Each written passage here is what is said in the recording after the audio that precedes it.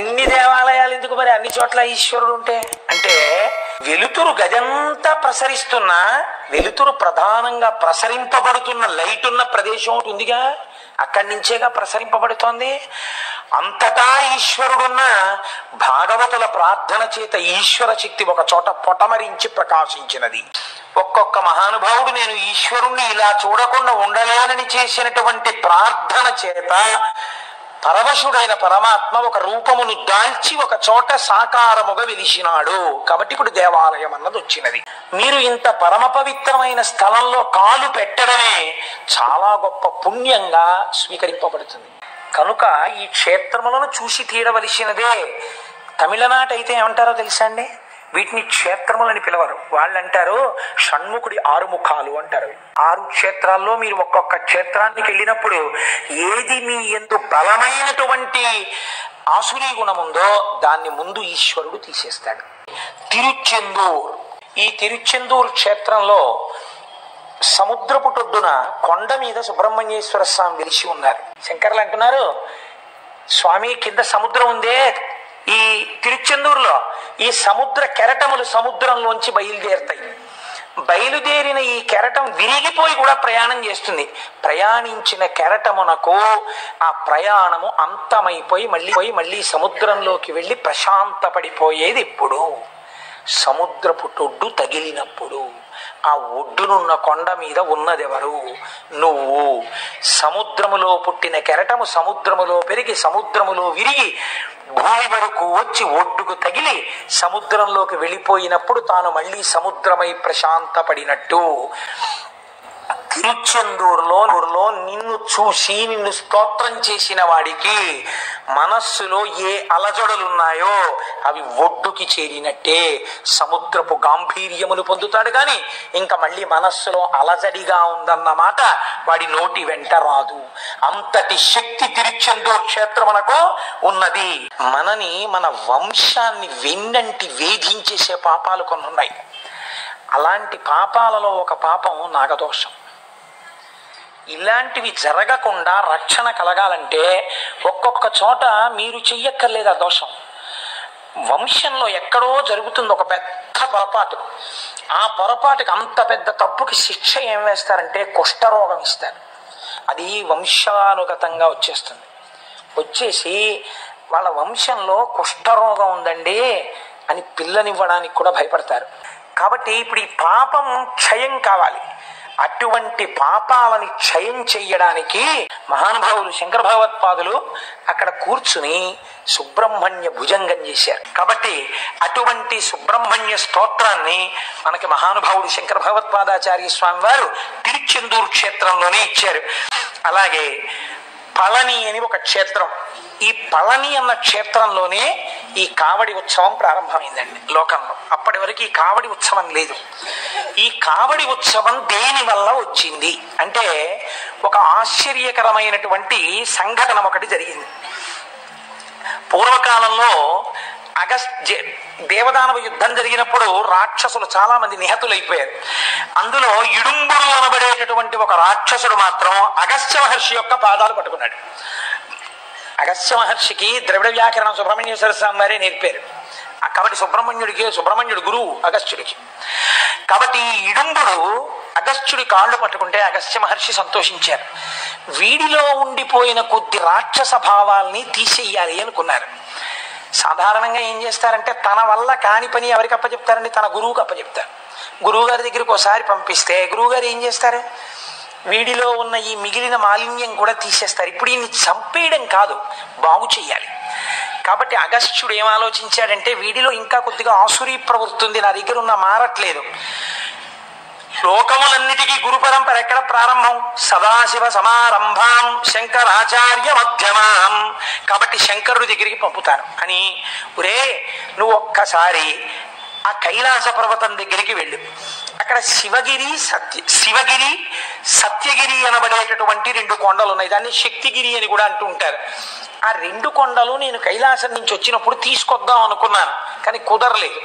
నువ్వు ఒక కావిడి పట్టుకెళ్ళి ఈ 2 కొండల్ని 2 కావిడి తట్టల్లో పెట్టుకుని నువ్వు తీసుకుని రారా నేనున్న చోటికి అన్నారు. అంటే ఈయన వెళ్ళాడు. ఒంట్లో బలం ఉంది కదా, ఆ చిన్న చిన్న కొండల్ని తీసి కావిడిలో పట్టుకుని మోసుకొచ్చేస్తున్నాడు. ఇప్పుడు మధ్యలో ఉన్నాళ్లే, మా అబ్బాయి చాలి విషయం చూడడానికి వాడు నేర్పేస్తాడు అనుకున్నాడు శంకరుడు. ఇప్పుడు ఈయన మధ్యలో ఉన్నారు. ఎవరున్నారు? సుబ్రహ్మణ్యుడు ఉన్నాడు పళని క్షేత్రంలో. చిన్న పిల్లవాడి రూపంలో కొండ మీద నించున్నాడు ఆయన. ఈ ఇడుంబుడు ఖచ్చితంగా అక్కడ దాకా రాగానే ఆయాసం వచ్చింది. ఆయన ఉట్టెక్కడ కిందకి దింపి ఆ కావిడి ఎక్కడ దింపి కాసేపు సేద తీరాడు. సేద తీరిన తర్వాత కావిడి ఎత్తుకునేటప్పుడు గమ్మత్తు ఉంటుంది. అంటే సుబ్రహ్మణ్య కావిడి గమ్మత్తుగా ఉంటుంది అనుకోండి. ఆ కావిడి ఎత్తుకుని భుజం మీద పెట్టుకోరు, వంగి భుజం కింద కావిడి బద్ద పెట్టుకుంటారు, పెట్టుకుని పైకెత్తుతారు కదండి. మీరు ఎప్పుడైనా గమనించండి కావిడి ఎత్తే వాళ్ళని. అంతేగాని ఇలా ఎత్తేసి ఏదో ఇలా పెట్టుకోరు దాన్ని. కానీ వంగుతాడు, వంగి భుజాన్ని కావిడి బద్ద కింద పెట్టి అలా ఎత్తేస్తాడు. ఎత్తిన తర్వాత నడవడం ఏం చేస్తాడంటే చెయ్యి తీసేసిన సమానంగా బరువు అటు ఇటు సరిపోవడానికి ఇలా ఇలా ఒకసారి భుజానికి సర్దుతాడు. ఆ బరువు సరిపోయింది అన్న తర్వాత ఇంకా నడిచేస్తాడు. ఆ ఊగుతూ తట్టలు వెళ్ళిపోతాయి. ఆయన కూడా అలాగే వంగి ఇవన్నీ చూస్తుంటారేంటండి మీరు అనుకోకండి.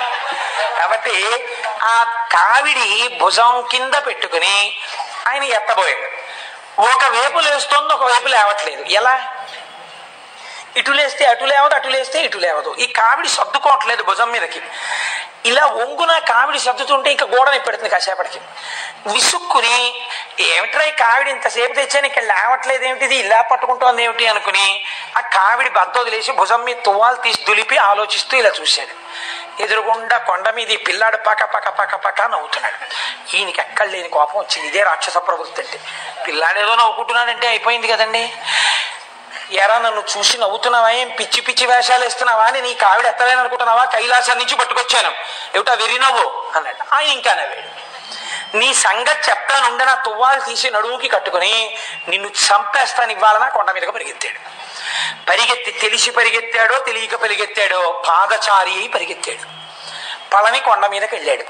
సుబ్రహ్మణ్యేశ్వర స్వామి వారితో యుద్ధం చేశాడు. యుద్ధం చేసిన తర్వాత 4 గుద్దులు గుద్దేటప్పటికి పడిపోయి ప్రాణం వదిలేస్తున్నాడు.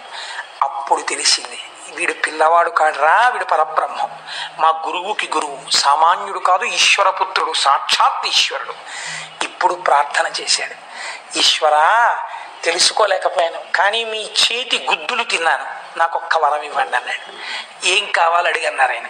అంటే ఆయన అన్నారు, నేను ఈ క్షేత్రంలో మొదటి దర్శనం నాకు మీరు కటాక్షించాలి. నన్ను దర్శించి మిమ్మల్ని దర్శిస్తూ ఉంటారు. 2 ఇంకొక వరం మీరు ఇవ్వాలన్నాడు. ఏమిటన్నారు? ఈ పళని కొండ కిందే కదా నేను కావిడి ఎత్తలేకపోయాను, ఆ కావిడే కదా మిమ్మల్ని చేరడానికి నాకు మార్గమైంది. ఇక ముందు లోకంలో ఎవరైనా సరే సుబ్రహ్మణ్యుణ్ణి ఏ ఆరాధన చేయకపోయినా ఒక్కసారి కావిడి పాలతో, పెరుగుతో, విభూతితో, పువ్వులతో, తేనెతో, నేతితో భుజం మీద పెట్టుకుని మేము సుబ్రహ్మణ్యుడి దగ్గరికి వెళ్ళిపోతున్నామని పాదచారులై చెప్పులు విప్పి ఆ కావిడి పట్టుకుని నీ గుడికొస్తే అటువంటి వాళ్ళు సుబ్రహ్మణ్యారాధన శాస్త్రంలో ఎన్ని రకాలుగా చెయ్యాలని చెప్పబడిందో అంత ఆరాధన చేసేసిన ఫలితం వాళ్ళకి ఇచ్చేసేయాలన్నాడు. తప్పకుండా ఇచ్చేసానన్నాడు. కావిడికి అంత శక్తి రావడానికి కారణం అది సుబ్రహ్మణ్యుడు ఇచ్చినటువంటి వరం. కాబట్టి 6 క్షేత్రములలో పళని జ్ఞానమును కటాక్షిస్తుంది. జ్ఞానమీయగలిగిన క్షేత్రము పళని. కావిడి ఉత్సవము ప్రారంభమైన క్షేత్రము. అబ్బో, స్వామిమలై అని వేరొక క్షేత్రం, అది తంజావూరుకి దగ్గరలో ఉంది. ఈ స్వామిమలై అసలు స్వామి అన్న మాట అమరకోశం ప్రకారం ఒక్క సుబ్రహ్మణ్యుడిదేనండి. ఎందుచేతనంటే దేవసేనాపతి శూర స్వామి గజముఖానుజ అని స్వామి అన్న మాట సుబ్రహ్మణ్యుడిది. ఆ తర్వాత మిగిలినటువంటి స్వరూపాలు కూడా తీసుకున్నాయి. అయితే దానికి ఏం పెద్ద దోషం పట్టక్కర్లేదు. అన్ని సుబ్రహ్మణ్య స్వరూపాలే అనుకున్నప్పుడు మీకు వచ్చిన ఇబ్బంది ఏముంది? వెంకటేశ్వర స్వామి, నరసింహస్వామి, పరమేశ్వర స్వామి, సుబ్రహ్మణ్యేశ్వర స్వామి అన్ని ఆ స్వామి. కాబట్టి ఆ సుబ్రహ్మణ్యేశ్వర స్వామి అని పిలవక్కర్లా. స్వామి అంటే అది సుబ్రహ్మణ్యుడికి చెందుతుంది ఆ నామం అని చెప్పింది అమరకోశం. ఇటువంటి మహానుభావుడు స్వామిమలైలో వెలిసి ఉన్నాడు. ఈ స్వామిమలైలో చిత్రం ఏమిటో తెలుసా అండి? ఈయన చిత్రమైన పనులు కొన్ని చేశాడు. ఒకానొకప్పుడు స్వామి కైలాసంలో ఉండగా చతుర్ముఖ బ్రహ్మగారు వచ్చారు. 4 ముఖాలతో వేదం చెప్తుంటావు కదా, బ్రహ్మమనగా నేమి అని అడిగారు ఆయన. అంటే ఆయన అన్నారు బ్రహ్మమనగా నేనే అన్నారు. అంటే ఆయన వెంటనే ఏం చేశాడంటే, వేదాలు చెప్తున్నావు కానీ నీకు బ్రహ్మమర్థము కాలేదు అని తీసుకెళ్ళి కారాగారంలో పారేశారు. పారేస్తే శంకరుడు వచ్చి, తప్పు కదా, చతుర్ముఖ బ్రహ్మగారిని లోపల పారేస్తావా, ఇది సుబ్రహ్మణ్య భుజంగంలో కూడా ఉందండి, బ్రహ్మని అధిక్షేపించిన వాడా అని. జ్ఞానమునందు దోషం ఉండొచ్చు కించిత్, అంత మాత్రం చేత అలా చేయకూడదు కదా, విడిచిపుచ్చు అన్నారు. వెంటనే విడిచిపెట్టి, నా వలన మహాపరాధం జరిగింది, నేను ఎంత మీ కుమారుడనైనా చతుర్ముఖ బ్రహ్మగారిని నేను అలా అవమానించకూడదు, ఆయనకి చేసిన అవమానానికి నేను ప్రాయశ్చిత్తం పొందుతానని సర్పరూపి అయి వచ్చి పడుకున్నారు. పడుకుంటే ఆయన్ని పిల్లలు పెద్దలు అందరూ రాళ్లతో కొట్టేవారు. ఆ దెబ్బలు తింటూ అలా పడున్నారు సర్పరూపంలో. ఆ రూపంలో పడి ఉంటే పార్వతీదేవికి తెలిసి షష్ఠీవ్రతం చేయించింది. అందుకే షష్ఠీవ్రతం చేస్తే సుబ్రహ్మణ్యానుగ్రహం కలుగుతుంది.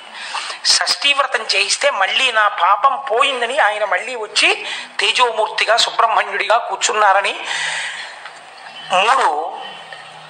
ఒకానొక సమయంలో శంకరుడికి ప్రణవానికి సంబంధించినటువంటి ఉపదేశం చేశారు స్వామిగా. ఇది చిత్రంగా ఉంటుంది. శంకరుడు సమస్త జ్ఞానమునకు ఆలవాలము. అటువంటి వాడికి కొడుకు ఉపదేశం చేయడం ఏమిటండి? దాన్ని మీరు కొంచెం జాగ్రత్తగా అర్థం చేసుకోవాలి.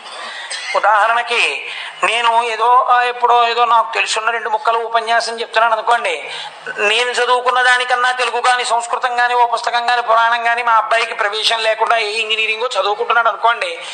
ఒకానొక నాడు అనుకోకుండా నేను మాట్లాడుతున్నప్పుడు వాడు నాతో మాట్లాడుతూ ఇంట్లో, నాన్నగారండి నేను ఎన్నోసార్లు మీరు రామాయణం చెప్తున్నప్పుడు లంక యొక్క రాజద్వారము వద్ద లంకయే నిలబడి ఉంటుంది, లంకిని అంటుంటాం కదండి, అన్నదానికి మీరు ఇలా సమన్వయం చేసి చెప్తూ ఉంటారు కదా సాధారణంగా. దానికన్నా మీరు ఆలోచించండి, ఇలా చెప్తే ఇంకా బాగుంటుంది కదా అని అన్నాడు అనుకోండి. నేను ఆశ్చర్యపోయి, అసలు నాకు ఇలాంటి ఆలోచన రాలేదు ఇప్పుడు. సుబ్రహ్మణ్యం గారే వచ్చారు సభకి కాబట్టి, నీకు ఇటువంటి ఆలోచన ఎలా వచ్చిందిరా, చాలా గొప్పగా చెప్పావు ఈ అర్థాన్ని. ఇది నిజంగా నీవు నాకన్నా ఈ విషయంలో ఎక్కువే ఆలోచించి చెప్పావు, నాకన్నా నువ్వే తెలివైన వాడివి, నీ దగ్గర నేను ఈ విషయం తెలుసుకుని సభలో చెప్తాను రేపటి నుంచి అన్నాడు అనుకోండి. ఇప్పుడు సన్మానం ఎవరికి జరిగినట్టో తెలుసా అండి? కొడుక్కి కాదు, తండ్రికి. ఎందుకో తెలుసా? మహాజ్ఞాని అయిన తండ్రి, లోకమునకంతటికీ బోధ చేసే తండ్రి ఓడిపోవడం అంటూ జరిగితే ఎక్కడ ఓడిపోవాలనుకుంటాడంటే కొడుకు చేతిలో ఓడిపోవాలనుకుంటాడు. కొడుకు చేతిలో ఓడిపోయాడు అనుకోండి, పుత్రాదిచ్చే పరాజయం. కొడుకు చేతిలో ఓడిపోతే భూంకిపోతాట, అబ్బా నాకన్నా ప్రాజ్ఞుడయ్యాడు రా కొడుకు అని. సుబ్రహ్మణ్యుడు ప్రాజ్ఞుడై తండ్రిని సంతోషపెట్టాడు, అంతేకాని తండ్రికి తెలియనివన్నీ శివుడికి చెప్పాడు, శివుడికి తెలియదు, కింద కూర్చున్నాడు, ఆయన పైన కూర్చున్నాడు, నేను చెప్తాను కింద కూర్చో అన్నాడు. ఇలాంటి మాటలు చెప్పకూడదు. అసలు శాస్త్రమునందున్నటువంటి భావన అది. కాబట్టి పుత్రాదిచ్ఛేత్ పరాజయం, ఈశ్వరుడు సుబ్రహ్మణ్యుడి దగ్గర ప్రణవము యొక్క అర్థాన్ని అంత గొప్పగా చెప్పావురా అని విని సంతోషించి, ఈ భావన నాకు కలగలేదు కనుక నీ వలన ఇవ్వాల నేను కొత్త సత్కారమును పొందినానని సంతోషించినాడు. కాబట్టి అది స్వామిమలై క్షేత్రము. తిరుత్తణి, ఇది తిరుపతికి చాలా దగ్గరలో ఉన్నటువంటి క్షేత్రం. ఈ తిరుత్తణి క్షేత్రం అబౌట్ 60 కిలోమీటర్స్ ఉంటుందేమో అక్కడికి. ఈ తిరుత్తణి చాలా గొప్ప క్షేత్రాలలో ఒకటి. ఇక్కడ తారకాసుర సంహారం చేసేసిన తరువాత స్వామి కూర్చుని కొంతసేపు విశ్రాంతి తీసుకున్నారు. ఒకానొకప్పుడు క్రౌంచ పర్వతాన్ని అంతటిని రాక్షసులు పట్టేశారు. ఏం చెయ్యాలనుకున్నారు? క్రౌంచ పర్వతాన్ని భేదించేశారు ఆయన. క్రౌంచ సురేంద్ర పరిఖండన శక్తి శూల పాశాది శస్త్ర పరిమండిత దివ్యపాణి అంటాం. ఆయన చేతిలో అమ్మవారు శక్తి రూపంగా ఉంటుంది. రాక్షస సంహారం నుంచి ఇక్కడ మంచి గుణాల వరకు, మీరు తిన్నది జీర్ణం అవ్వడం దగ్గర నుంచి మీరు చేసే పనులకు కావలసిన శక్తి వరకు సుబ్రహ్మణ్యుడి చేతిలో శూలము ద్వారా మీకు అనుగ్రహింపబడుతుంది. కాబట్టి ఆ చేతిలో ఉన్న శూలం అంత గొప్పది. సుబ్రహ్మణ్య భుజంగంలో శంకరాచార్యుల వారు ప్రత్యేకంగా శూలం మీద కొన్ని పాదాలు రచించారు. కనుక ఆ తిరుత్తని అంత గొప్ప క్షేత్రం. అలగర్కోయల్ అది ఒక క్షేత్రం. అది అక్కడ క్రీడాస్థలము. సాక్షాత్తుగా స్వామి చిన్నతనంలో అంటే మీరు ఒకటి అనుకోండి, సుబ్రహ్మణ్యుడి చిన్నతనంలో అలా పిల్లలతో ఆడుకుని ఉంటే ఆయనకి జ్ఞాని కాడా అండి? అప్పుడు తర్వాత ఎప్పుడైనా జ్ఞానం వచ్చిందా అని ఒక అనుమానం వస్తుంది. మీరు ఒక్కటి గుర్తుపెట్టుకోండి, రమణ మహర్షి దర్శనం కోసమని చాలా మంది పెద్దలు కలిసి వెళ్ళారు. ఒకసారి వెళ్ళి వాళ్ళందరూ ఏదో పళ్ళబుట్టలు అవి ఇవి స్వీట్లు అన్నీ పట్టుకొని రమణ మహర్షి దగ్గరికి ఎడుతుంటే చూశారు. కొండ ఎక్కుతున్నప్పుడు ఓహో వీళ్ళు మన దగ్గరికే వచ్చేస్తున్నారేమో అనుకున్నారు. వాళ్ళు వచ్చి ఆ రమణ మహర్షి కనపడితే ఇవన్నీ ఇచ్చేసి ఏముందండి ఇంకా అక్కడి నుంచి మొదలు పెడతారు. నేను ఫలానా అండి, ఫలానా వాళ్ళ అబ్బాయినండి, ఫలానా వాళ్ళ మనవండి, మాకు ఎంత ఉందండి, మాకు అంత ఉందండి, మీకు అరకిలో స్వీట్లు ఎట్టుకొచ్చామండి, ఎవడు వింటాడు ఎల్లరంతా. కాబట్టి రమణ మహర్షి దగ్గరికి వచ్చి అడిగారు, అయ్యా ఇక్కడ రమణ మహర్షి అంటే ఎవరండి అని అడిగారు. ఏమో నాకు తెలియదు, అలా పోయింటాడు అన్న. వాళ్ళు చాలాసేపు చూశారు. ఈయన ఏం చేస్తున్నారు అనుకున్నారు మీరు? పిల్లలతో గోళీకాయలు ఆడుకుంటున్నారు కొండ మీద. ఆడుకుంటుంటే పాపం కూరలు అవ్వనుకుంటాను, నాకు గుర్తున్నంత వరకు ఆవిడ ఆకుకూరలు తెచ్చేది. ఆవిడ పైకి వచ్చింది. పైకి వచ్చి ఇక్కడికి ఎవరి కోసం కూర్చున్నారయ్యా అని అడిగింది. ఆవిడ అడిగితే రమణ మహర్షి కోసం కూర్చున్నాం అన్నారు. ఆయనేగా గోచి పెట్టుకుని ఆయన అంది ఆవిడ. మరి అదేంటి ఆయన అడిగితే అలా పోయాడు అన్నారు అని. ఆయన అలాగే చెప్తారు, మాట్లాడండి. అప్పుడు వెళ్ళి అదేమిటండి భగవంతుని అలా అన్నారు, మీ దర్శనానికి వచ్చాం, ఇదిగోనండి ఇవన్నీ తెచ్చాం, ఈ లడ్లు తెచ్చాం, ఈ స్వీట్లు తెచ్చాం, ఈ పళ్ళు తెచ్చాం, మీకు డబ్బు తెచ్చాం. మళ్ళీ మొదలు నాకెందుకయా ఇవన్నీ అని. కాబట్టి బ్రహ్మజ్ఞాని అయినటువంటి వాడి యొక్క స్థితి ఎలా ఉంటుందంటే ఒక బాలుడు ఎలా ప్రవర్తిస్తాడో అలా ప్రవర్తిస్తాడు. గోళీకాయలు ఆడుకుంటూ లేకపోతే కోతులతో సరదాగా గడుపుతూ ఆయన అలా ఉండేవారు.